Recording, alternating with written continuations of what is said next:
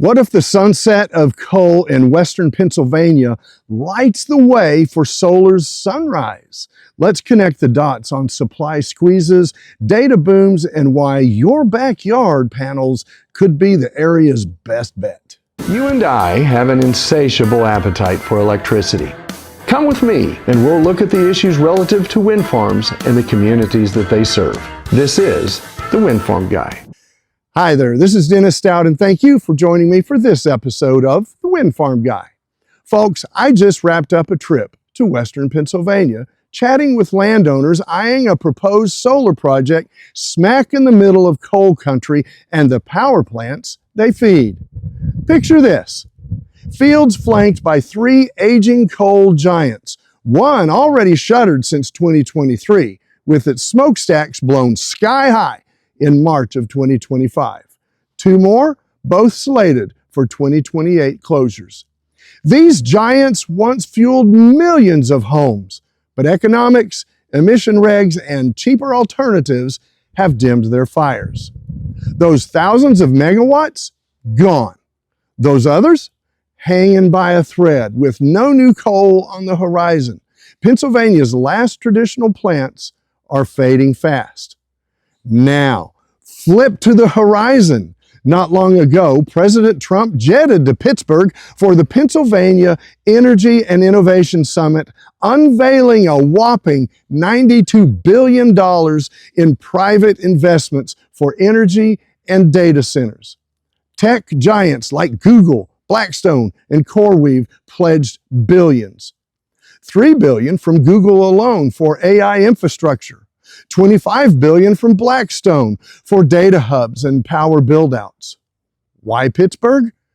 It's got the land, the grid ties, and a workforce ready to pivot from steel and coal to silicon and servers.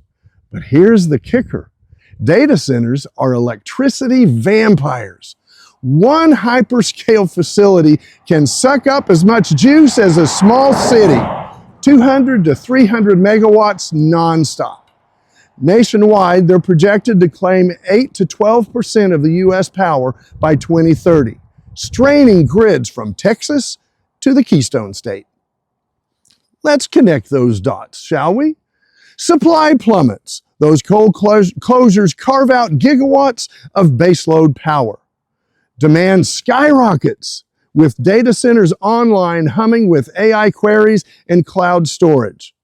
Basic Economics 101. When supply dips and demand surges, prices climb. Pennsylvania's residential rates already hover around 18 cents per kilowatt hour. Add this squeeze, and your bill could jump 20 to 30% by decade's end. And that's from the grid operator PJM's forecasts. Rural families feel it the hardest. Higher costs squeezing farm margins, schools, and small businesses.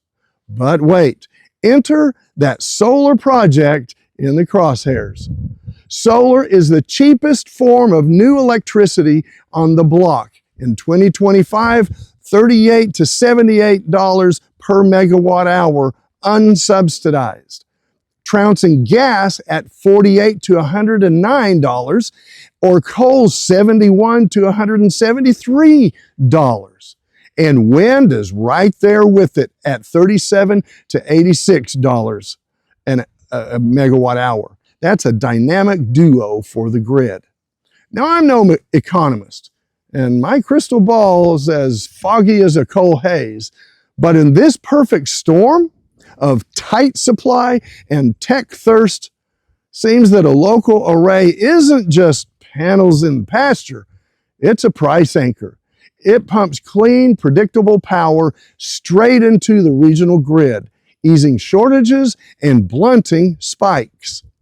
Hybrid setups with batteries or nearby wind could hit 99% reliability. And that's per NREL studies, feeding data centers without blackouts. And for the area, it's a boon. Pennsylvania's community solar alone could unlock $1.8 billion in economic impact and 11,000 jobs statewide. Construction gigs today, think welders and electricians repurposed from coal sites, and O&M roles tomorrow. plus $80 million yearly in landowner leases at $1,000 to $1,200 per acre for solar. Taxes flow to townships for roads and fire halls. Penn State's Whitetail Solar already offsets 25% of its statewide needs, proving the model works. Solar in coal's shadow? It's like trading a rusty pickaxe for a golden plow. Same dirt, way more yield. No more boom-bust cycles, just steady spin from the sun, diversifying without digging up the past. If you like what I've said today, be sure and click like and subscribe below. If you have thoughts or want me to address a particular topic relative to wind farms, please also leave me a comment. So, landowners of Western PA, that solar proposal isn't an intrusion. It's insurance against the squeeze, a spark for jobs, and a hedge for your wallet. As coal fades, let's harness what's endless, the sun over those hills. This is Dennis Stout, and I'm the Windfarm Guy. Thank you for watching. Working together, we can make good energy decisions and save our planet. I am the Windfarm Guy.